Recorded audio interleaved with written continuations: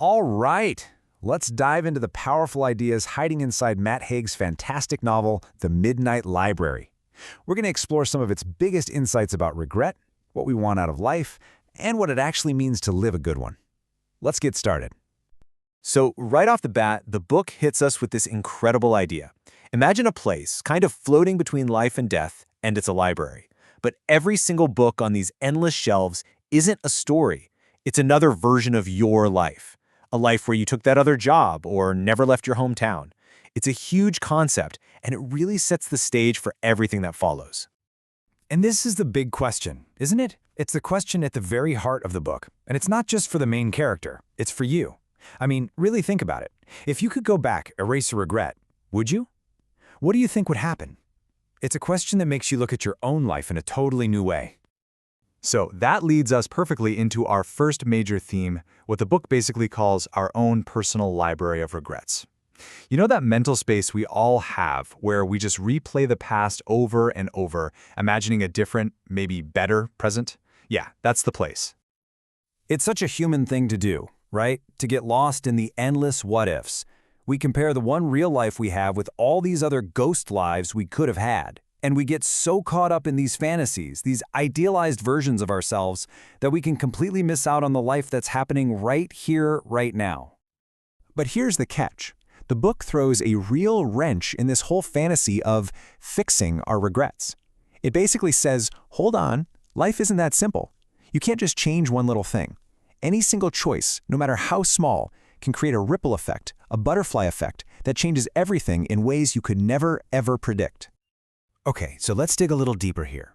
If our regrets are built on all the things we wish we had, then we have to ask an even bigger question. What exactly is want? What's the real nature of our desires? Now this is a game changer.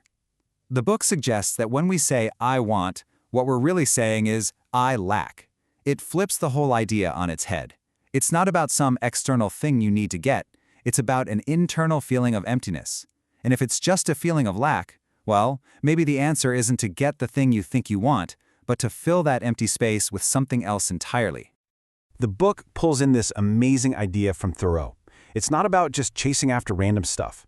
It's about consciously, confidently moving toward a life you've actually imagined for yourself. And the success here isn't what we usually think. It's not about fame or money. It's that deep, quiet feeling of fulfillment you get from living a life that feels like your own. And to do that, you need what the book calls stamina. But here's the thing, it's not some magic power you're either born with or you're not. Nope, it's a process. It's about 1, knowing where you're headed. 2, having that grit to keep pushing.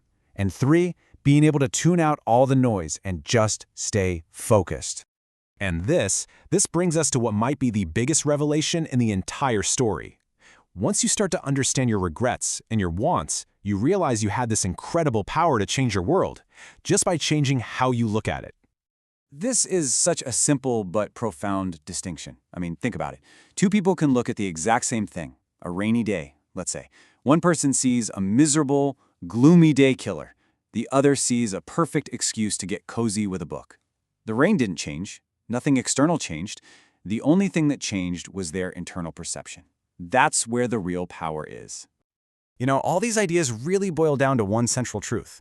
Your reality is your perception. The book makes it clear that there's no such thing as a perfect life out there waiting for you. Every single life is a mix of good and bad. Even something like being alone can feel like crushing loneliness one minute and a deep, peaceful connection the next. And if you get too obsessed with finding the meaning of life, you'll forget to actually, live it. The book gives this perfect example. Think about being alone in a huge, bustling city. It can feel awful, right? Like you're invisible. But now, picture being alone in the middle of a quiet forest. Suddenly, that exact same state, solitude, feels completely different. It can feel like a connection to the world, to yourself. Same situation, totally different reality, all because of a shift in perception. So, what do we do with all this? Where does it all lead? Well, it leads us to the final, and honestly the most important theme of all, the art of living. How do we take all these big ideas and actually use them in the one life we've got? And here's the ultimate lesson from that magical library. It's a huge relief, really. You don't have to live 1,000 different lives to figure out the best one.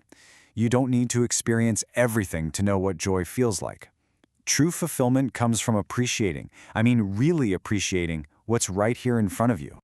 And a lot of the time, that just means finding the magic in the ordinary. You know, a really good cup of coffee, a funny text from a friend, the way the sun feels on a cold day. We're always chasing these huge, epic moments, but maybe a truly good life is just a string of these small, beautiful things. There's this little poem in the book that just captures that feeling so perfectly. It's this gentle reminder that even when things feel heavy and dark, there's still light, there's still beauty, there's still hope out there, if we just remember to look for it. And that's what it all comes down to, isn't it? The whole point isn't to find the one perfect life out of a million choices. The point is to find the perfection that's already hiding in your life, this one, right now. It's about finally closing the door on all the what-ifs and starting to truly enjoy the story you're actually in. So I'll just leave you with this final, powerful question from the book. Every single choice, every second, is a brand new beginning, a new universe. The past is done. The future isn't written. The only universe you have any power in is this one, the one happening right now. So, what are you going to do with it?